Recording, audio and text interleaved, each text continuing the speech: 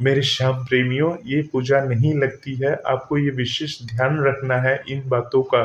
देखिए, ये छोटी-छोटी बातें हैं, कोई भी आपको ये छोटी बातें नहीं बताएगा। देखिए, बहुत सारे लोग बोलते हैं ज्ञान देने की बात होती है। आप सभी श्याम भक्तों को जय श्री श्याम। श्याम भक्तों, आपके काफ़ी सारे सवाल आते रहते हैं, उन्हीं में से किसी श्याम भक्त ने एक सवाल पूछा है कि हम बाबा श्याम का जो चालीसा है, वो खड़े होके पढ़ें या बैठकर पढ़ें? और किस प्रकार से पाठ करना चाहिए ताकि हमें बाबा श्याम की पूर्ण कृपा मिल सके? तो आज इसी विषय पर ये पूरा वीडियो है, वीडियो को लास्ट तक ज़रूर देखिएगा जिससे आपको पूर्ण बातों का पता चल सके कि बाबा श्याम के चालीसा को किस प्रकार से आपको पढ़ना चाहिए। तो बाबा श्याम का चालीसा पढ़ने से पहले आपको बाबा श्याम की पूजा कैसे करनी चाहिए वो पता रहना चाहिए, और बाबा श्याम का पूजा कैसे करते हैं अगर वो पता है तो उसके बाद ही बाबा श्याम का जो चालीसा है वो आपको पढ़ना चाहिए। सबसे पहले जब आप सुबह उठते हैं तो सुबह उठने के बाद आप भगवान को ध्यान करिए, अपने मन ही मन में भगवान को ध्यान करिए। ध्यान करने के बाद आप जो अपना नित्य कर्म करते हैं, सुबह-सुबह उठने के बाद नित्य क्रम से निर्वृत्त होकर आप आ जाइए। उसके बाद बाबा श्याम का जहाँ आपने तस्वीर लगा रखी है या जहाँ भी आप पूजा पाठ करते हैं अपने घर के अंदर बैठकर, वहाँ पर बैठ जाइए और वहाँ पर बैठने के बाद पहले पूजा कर लीजिए। पूजा जो भी आप करते हैं, सबसे पहले आपको गणेश जी का ध्यान करना है। ओम श्री गणेशाय नमः, ओम गं गं गणपतिये नमः। इस प्रकार से पहले आपको गणेश भगवान का ध्यान करना है, और ध्यान करने के बाद आपको अपनी कुलदेवी का ध्यान करना है या जो भी आपकी कुल देवता है उनका ध्यान करना है। ध्यान करने के बाद आपको जो भी आप मंत्र वगैरह पढ़ते हैं, मंत्र वगैरह का उच्चारण करते हैं, उन मंत्रों का जाप कर लीजिए। जाप करने के बाद आपको भगवान की संपूर्ण तरीके से पूजा कर लेनी है। धूप, दीपक वगैरह जो है वो सब जला दीजिए। जलाने के बाद पुष्प वगैरह जो है वो सब अर्पण कर दीजिए, भगवान को तिलक लगा दीजिए। तो इस प्रकार से आप पहले पूजा पाठ कर लीजिए।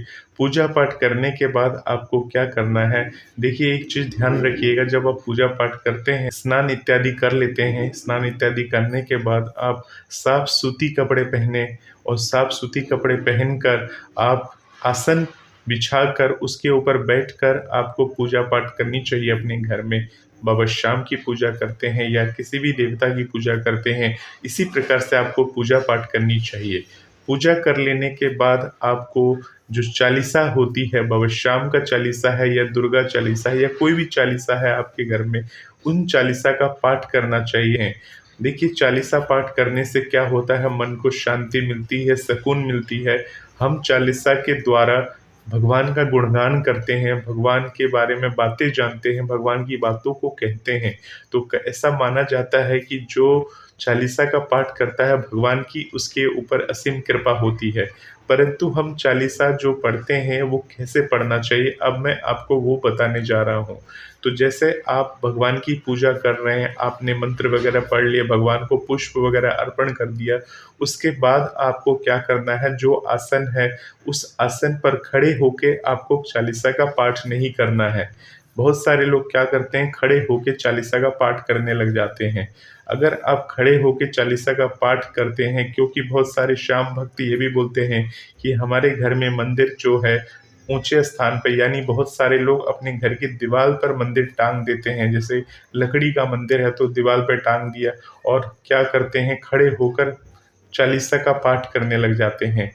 तो देखिए, चालीसा का जो पाठ होता है वो आसन पर बैठकर किया जाता है। हालाँकि आप चाहे तो किसी उसी मंदिर जैसा आपने दीवालों के ऊपर टांग रखा है, तो आप, ऐसी कोई बात नहीं है कि ऊपर टांग रखा है तो भगवान के समक्ष खड़े होके ही आपको चालीसा का पाठ करना है। देखिए, चालीसा का जो पाठ होता है वो हमेशा साफ सुथरी जगह किया जाता है, जहाँ आपके घर में मंदिर है और जहाँ आप पूजा पाठ करते हैं, तो पूरे घर में सकारात्मकता बनी रहती है, जिसके कारण से आपको चालीसा का पाठ आप कहीं भी किसी भी जगह अपने घर में बैठकर कर सकते हैं। परंतु जो आपका मुख होना चाहिए वो पूर्व दिशा की तरफ होनी चाहिए, और पूर्व दिशा की तरफ, जिस तरफ आपका मंदिर होगा उस तरफ आपका मुख होना चाहिए और उस तरफ मुख करके आपको चालीसा का पाठ करना चाहिए। और बैठने के लिए आपको जो है ऊन का आसन आता है, आसन बाज़ार में मिल जाता है, कहीं से भी आप आसन ले आइए और उस आसन को बिछाकर उसके ऊपर बैठकर आराम से तसल्ली से आप चालीसा का पाठ करिए। अब चालीसा का पाठ जब कैसे करना है उसके बारे में आपको बता देता हूँ। बहुत सारे लोगों को ऑफ़िस जाना होता है, काम पे जाना होता है, तो क्या करते हैं कि वो सो के लेट से उठे हैं। अब क्या करते हैं, जल्दी से पूजा पाठ कर लिए, उसके बाद चालीसा निकाली डोर से और जल्दी-जल्दी में चालीसा पाठ करते हैं।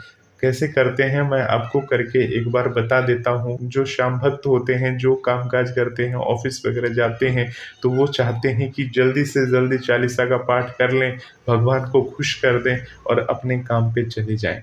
तो बहुत सारे श्याम भक्त ये काम करते हैं और उनका पाठ करने का जो तरीका होता है वो मैं आपको बता देता हूँ। तो जैसे ये श्याम बाबा का चालीसा है, अब इसका पाठ हम करेंगे जल्दी-जल्दी में, तो कैसे करेंगे? जय श्री श्याम भक्त सुखदाता तेरी शक्ति है जग विख्याता, मीठे कष्ट भक्तों के सारे भीमड़वा के पुत्र प्यारे गरुड़ जय प्रताप। तुम्हारे मोरवी माता की राज दुलाए नाम बरवी तुमने पाया, नीला घुरा भान बनाया, माता ने युद्ध कला सिखाए फिर तभी तो दिया पड़े। तुम चंडी के मान उपासक घोर तपस्या करी मनसा प्रसवी जगदम्बा प्रगट सिद्ध के संग माम्बा। इस तरह से हमने चालीसा का पाठ जल्दी-जल्दी किया। हालाँकि ऐसे पाठ करने से हो सकता है कि जो पाठ करने में हमें 10 मिनट लगते हों, उस पाठ को हम 5 मिनट में ही समाप्त कर दें।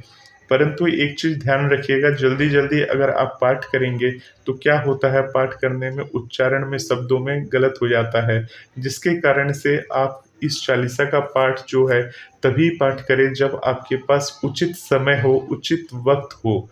ऐसा नहीं है कि आप सुबह जल्दी लेट से हो गए, अब आपको ये पाठ करना है, अपने ऑफ़िस से लेट से पहुँचना है, ऐसा मत करिएगा। आप चालीसा का पाठ अगर आप नहीं कर पा रहे हैं सुबह में, तो कोई ऐसा नहीं है कि आप नहीं कर पाए तो अपने कर्म को छोड़ देंगे, ऐसी बात नहीं है। भगवान से क्षमा याचना कर लीजिए, आपने भगवान की पूजा पाठ कर ली है, वो सबसे बड़ी बात है कि आपने भगवान को प्रसन्न कर दिया है, भगवान की पूजा आराधना कर ली है।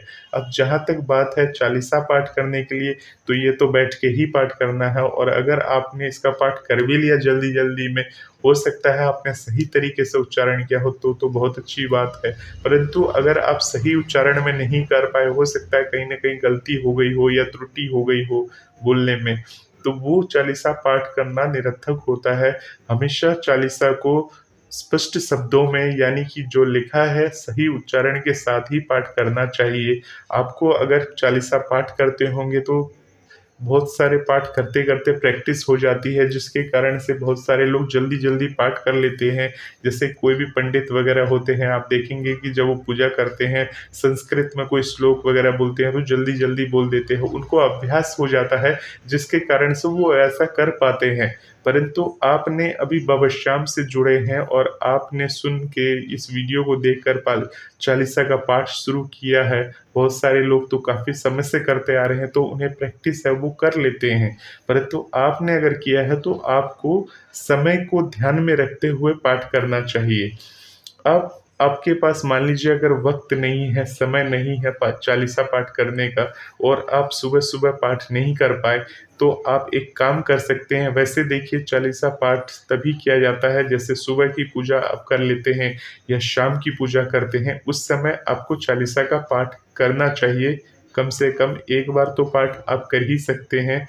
हालाँकि इतना समय नहीं होता कि सुबह भी किया जाए, शाम को भी किया जाए, परंतु करने वाले करते भी हैं। परंतु जो है, अगर आप कामकाज में व्यस्त हैं, पारिवारिक जीवन में जी रहे हैं, तो हो सकता है एक बार करें, आप एक दिन में एक बार चालीसा पाठ करें। और ये भी हो सकता है कि अगर आपको समय वगैरह नहीं मिलता है तो कैसे आपको पाठ करना चाहिए, वो आगे वीडियो में मैं आपको बताऊँगा। अब ये समझ लीजिए, अगर आप सुबह-सुबह पाठ नहीं कर पाए, तब आपको कब करना चाहिए? अगर आपको उस दिन ही करना था, जैसे आपने एक दिन मान के रखा कि मुझे इस दिन पाठ करना है, तो आप संध्या कालीन समय में पाठ कर सकते हैं। संध्या काल में भी उसी तरह से पाठ करना है जिस तरह से आप सुबह-सुबह पूजा पाठ कर रहे थे, करने के बाद आप चालीसा का पाठ करेंगे। तो उस पाठ करने के बाद फिर आप आरती वगैरह जो भगवान की है वो आप कर सकते हैं। परंतु एक ध्यान रखिएगा, जब अब शाम के समय होता है तो शाम के समय अच्छी तरह से अपने, अगर स्नान इत्यादि नहीं कर सकते तो अच्छी तरह से अपने मुँह हाथ को धोकर, अच्छी तरह से पवित्र होकर, पूरी तरह से शुद्ध होकर भगवान के समक्ष बैठे, आसन पर विराजमान हो, भगवान को नमस्कार करें, गणपति जी को नमस्कार करें, अपने कुल देवता को नमस्कार करें। उसके बाद भगवान की पूजा आराधना करें। पूजा आराधना के बाद चालीसा निकालें और चालीसा का पाठ जो है तसल्ली के साथ आप वहाँ पर बैठकर भगवान के समक्ष करें। तो भगवान इससे प्रसन्न होते हैं, खुश होते हैं और भगवान की कृपा आपके ऊपर बनी रहती है। तो ये चालीसा पाठ करने का तरीका है। अब चालीसा पाठ करने का मैंने आपको फास्ट तरीके से बताया।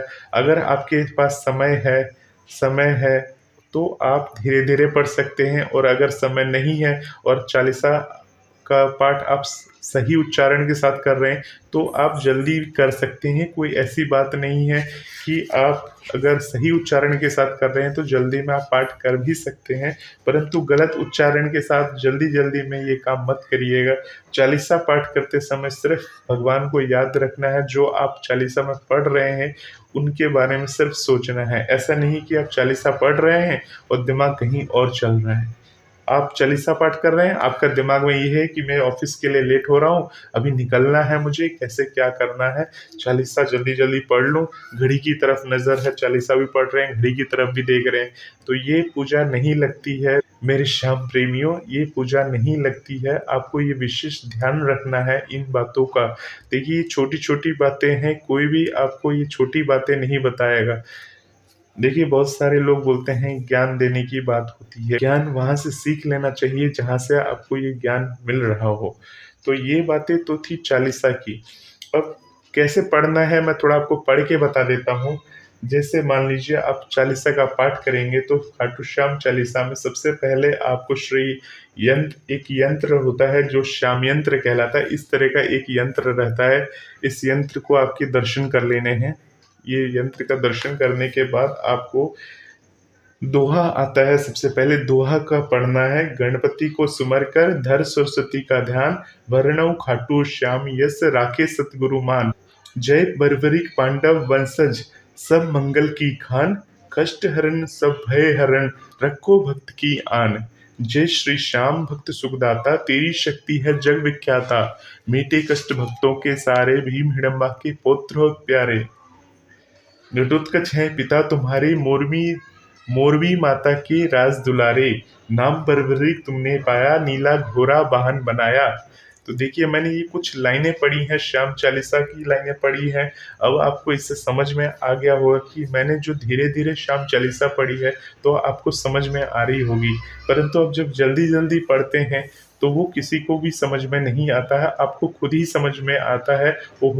और ये भी हो सकता है कि उस समय आपका ध्यान कहीं और हो, तो वो आपने जल्दबाजी के चक्कर में खुद भी सही से नहीं पढ़ा हो।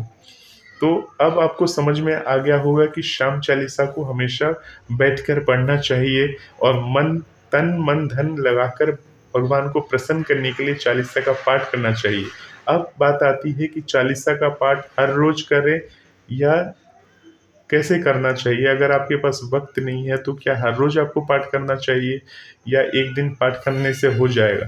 तो देखिए, आप श्याम चालीसा का जो पाठ है वो आप एक निश्चित दिन बना सकते हैं। अगर आप कामकाज वाले हैं, कामकाज करते हैं, आपके पास इतना वक्त नहीं होता कि चालीसा का पाठ हर रोज करें, तो आप एक निश्चित दिन बना लीजिए कि जैसे कि गुरुवार का दिन है, आप ये तय कर लीजिए गुरुवार के दिन, एकादशी के दिन, द्वादशी के दिन, और जो भगवान के हैं, जो बाबा श्याम के दिन है, वो दिन में आप चालीसा का पाठ कर सकते हैं। जैसे कि बहुत सारे लोग सोमवार के दिन शिव चालीसा का पाठ करते हैं, मंगलवार के दिन हनुमान चालीसा का पाठ करते हैं, बहुत सारे लोग हर रोज हनुमान चालीसा का पाठ याद करते हैं, पाठ करते भी हैं। तो इस तरह से हर किसी ने अपने समय को देखते हुए, अपने कामकाज को देखते हुए एक दिन निश्चित कर रखा है।